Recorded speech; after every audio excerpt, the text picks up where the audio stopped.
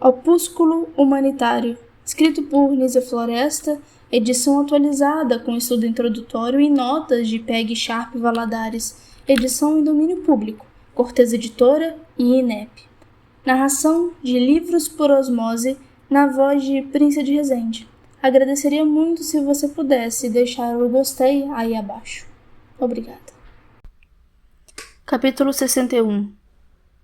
Não comentamos, apenas simplificamos e muito as causas que têm privado o Brasil de numerosos e fortes braços de que tanta precisão tem. Manda ele procurar no estrangeiro, à custa de imensas somas e sacrifícios, exposto a eventualidades desagradáveis que por mais de uma vez se tem dado. Soldados, quando possuem seu próprio seio com que formar, querendo numerosas e respeitáveis legiões de bravos. Negligenciando-se a civilização dos selvagens, tem não somente tirado ao Brasil os seus mais legítimos e empenhados defensores, mas também a todos os seus filhos a vantagem de serem servidos por braços livres dos que, nascendo em nosso mesmo solo, não nos teriam por sem dúvida transmitido vícios estranhos, inextinguíveis calamidades. Aqueles que são levados pela avareza ou por um funesto prejuízo, que a nossa civilização não tem até aqui podido desraigar do espírito de todos, olharão essas considerações como uma verdadeira utopia. E nós, os amigos dos infelizes aborígenes, não sabemos quais merecem ser mais lamentados, se estes ou aqueles. Sabe-se os terríveis abusos de que se continua a cometer procurando se catequizar os selvagens.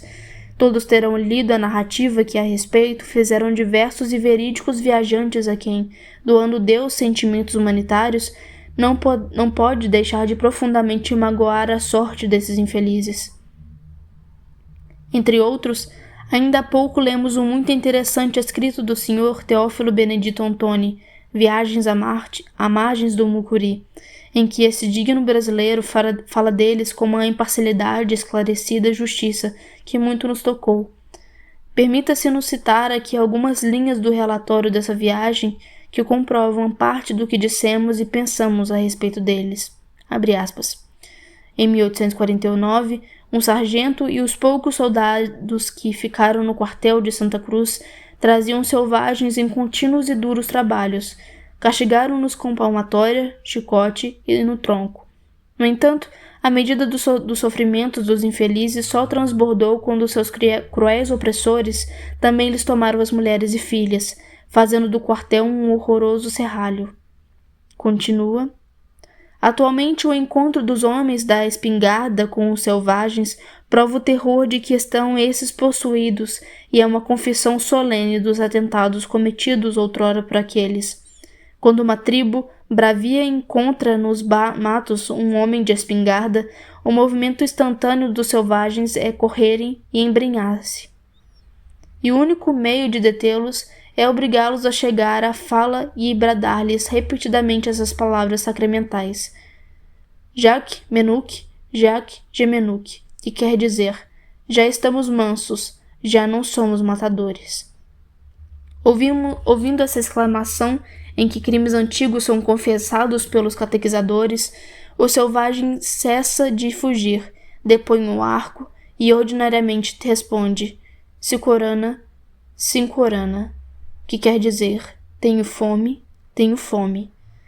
Em outra parte, falando ainda das perseguições que tornaram infrutíferas suas medidas, para atrair os selvagens, ele acrescenta, abre aspas, traídos e decimados, os infelizes se concentraram pelas brenhas para fugirem à escravidão, ao bacamarte e ao veneno, porque, para a vergonha da civilização, o veneno também tem sido empregado contra os selvagens nas imediações do Mucuri.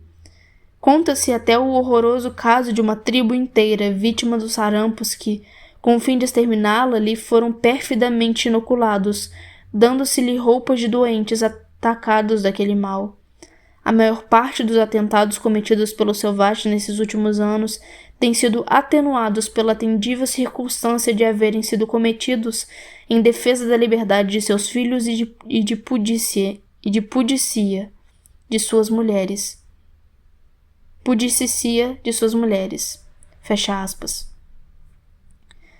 Nota da edição sobre Teófilo Benedito Antônio.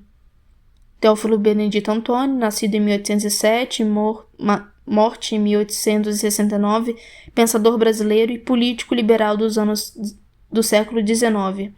Teófilo Antônio foi também empresário, tendo por quase 10 anos, 1850 a 1859, se dedicado à colonização do Vale do Rio Mucuri, em Minas Gerais. Nesse período construiu uma cidade, abriu uma rodovia, tratou de civilizar os índios e promoveu a imigração europeia para a região do Mucuri. Nota da edição sobre Pudicicia. Texto original está Pudícia, outra errata evidente. Fim da nota da edição. Tais são as causas que levaram quase sempre em todos os tempos os nossos selvagens a mostrarem-se cruéis. Tiveram e terão sempre razão para isso. Enquanto os nossos civilizadores cristãos não quiserem compreender somente palavras persuasivas e práticas evangélicas, e não o ferro, o veneno e a licença, devem empregar para a civilização dos restos dessa grande e nobre raça. Do pouco que havemos expendido relativamente às qualidades naturais da mulher indígena, queremos concluir que ela é digna de ocupar outra posição em nossa terra, e que o desprezo com que foi sempre e continua a ser olhada sua raça pelas nossas outras populações é um abuso antinacional ou anticristão, que os nossos governantes e o nosso clero devem fazer desaparecer, empregando, por bem da pátria e da igreja, meios mais próprios e seguros para consegui-lo. A humanidade e a civilização reclamam imperiosamente deles convenientes medidas para arrancar essa pura, digna porção do povo brasileiro à vida em que vegeta e torná-la útil, como incontestavelmente pode ser, a uma e a outra. Oferecendo nosso mesquinho o bolo à nobre causa das nossas aborígenes, temos concluído os pontos principais que fazem objeto desse opúsculo, pontos que procuraremos melhor desenvolver se o tempo e a saúde, que hoje nos são contrários, voltarem mais propícios e risonhos. Resta-nos, depois de uma observação mais, invocar ainda mais uma vez para as nossas mulheres em geral, melhor educação, destino mais digno delas.